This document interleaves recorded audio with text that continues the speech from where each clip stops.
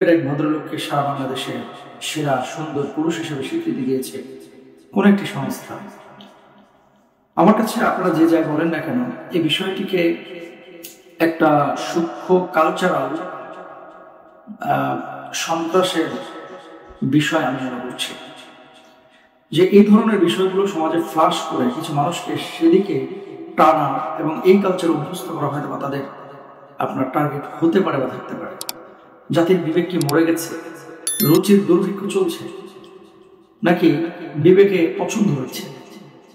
আমি দেখেন সে ব্যক্তিকে খাটো করে কথা বলবো না, সে ব্যক্তি যেহেতু তার নামটাও আমি নিতে যাচ্ছি না, কিন্তু আপনার হয়তো তাকে আপনারা অনেকে দেখেছেন। প্রত্যেকটা বনি আদম সম্মানিত, তো মানুষ হিসাবে তিনি সম্মানিত, কোনো সন্দেহ নাই, মাখলুক হিসাবে। কিন্তু তিনি যদি বাংলাদেশের সেরা সুন্দর পুরুষ হয়ে থাকেন, তাহলে অন্যান্য অনেক পুরুষ যারা সত্যিকার অর্থে সুন্দর, আদর্শের দিক থেকে সুন্দর, এই পুরুষগুলোর সাথে বিচার করা যায়। আমরা বাংলাদেশে আমরা দেখেছি অনেক বড় বড় স্কলার আছেন, বুদ্ধিজীবী আছেন, ডক্টর আছেন, ঢাকা বিশ্ববিদ্যালয়ের বহু টিচার আছে, তাই না? সোশ্যাল মাধ্যমে অনেক বড় বড় ব্যক্তিদের ফেজ আমরা দেখি, তাদের ব্যাপারে এই ধরনের কথা বলা হয় না, কিন্তু তার ব্যাপারে এত হাইলাইট, এত ফলো কেন করা হচ্ছে? তিনি তো করছেন, যারা করছেন তাদের ক্ষোভ যে আসলে এ যদি সেরা সুন্দর হয়, তাহলে সুন্দরের সংজ্ঞাটা নতুন করে হয়তো বা বাংলাদেশে লেখা দরকার।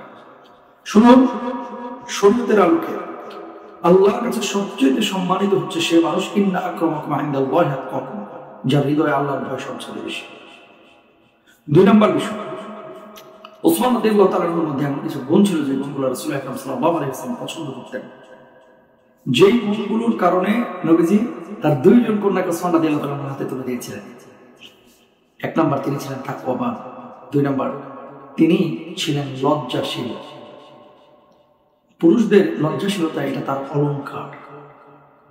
এদের আপনি দেখবেন যে এই শ্রেণীর যে সমস্ত ছেলেরা ছেলে হওয়ার পর মেয়ের মতো চলাফেরা করে, এই নেকামো সেকামো এরকম ভাব ভঙ্গ করে, এরা হায়া নাই, লজ্জা নাই, এদের শরম নাই।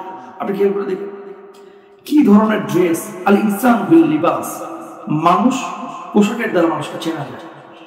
এমন কিছু ড্রেস, আমি তো ইংল্যান্ডে আছি, ইউরোপের দেশে, বিশ্বাস করেন এরা খুব সাধারণত চলাফেরা করে পোশাক আশাক। অন্য ধর্মের বা তারা সতর উন্মুক্ত করে রাখে, সেটা ভিন্ন বিষয়। আমি যে কথাটা বলতে চাচ্ছি, আপনি ইসলামের ফ্রেমের মধ্যে থেকে যদি আপনি সতর উন্মুক্ত রাখেন, যদি আপনি এমন কালচার, এমন পোশাক ব্যবহার করেন যেটা না সুন্নাহর মধ্যে আছে, না আমাদের দেশীয় কালচারে আছে, আপনি আমদানি করলেন কোথেকে?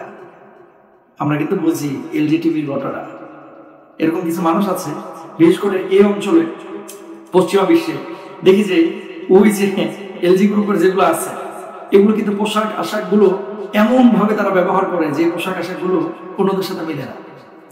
যাই হোক, আমি যে কথা বলি সেটা হচ্ছে হায়া বা লজ্জা। সেই লজ্জা আপনার ভিতরে থাকতে হবে। যদি লজ্জাশীলতা আপনার ভিতরে না থাকে, তাহলে আপনি প্রকৃত মুমিন না। তো ওসমান রাদিয়াল্লাহু তাআলার ভিতরে লজ্জা ছিল। 3 নম্বর, তিনি সম্পদশালী ছিলেন। আর 4 নম্বর, আল্লাহর প্রতি নির্ভরশীল ছিলেন।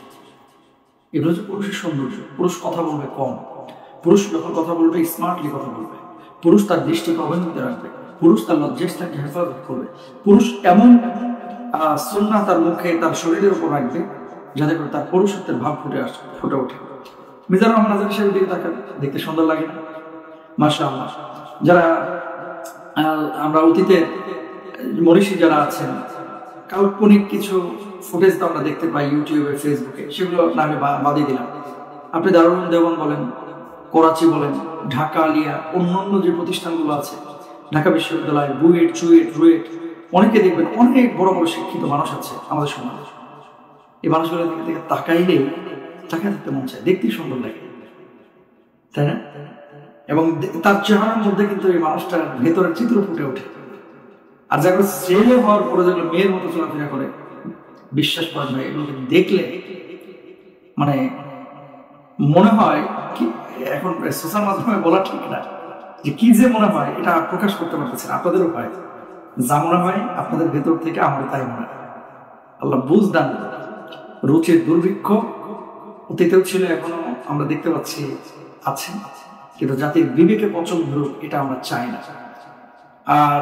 আর কি বলে সংবর্ধনা বা ক্রেস্ট, অ্যাওয়ার্ড দেওয়া, ঢাকায় যে কি পরিমাণ বাণিজ্য হয় এগুলো আর কেউ না জানা, মুস্তাফিজুর রহমান এটা খুব ভালো করে জানে।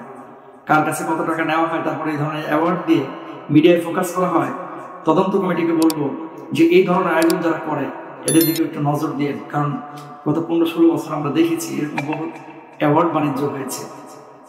আল্লাহ তাআলা হেদায়েত দান করুক, বুঝ দান করুক।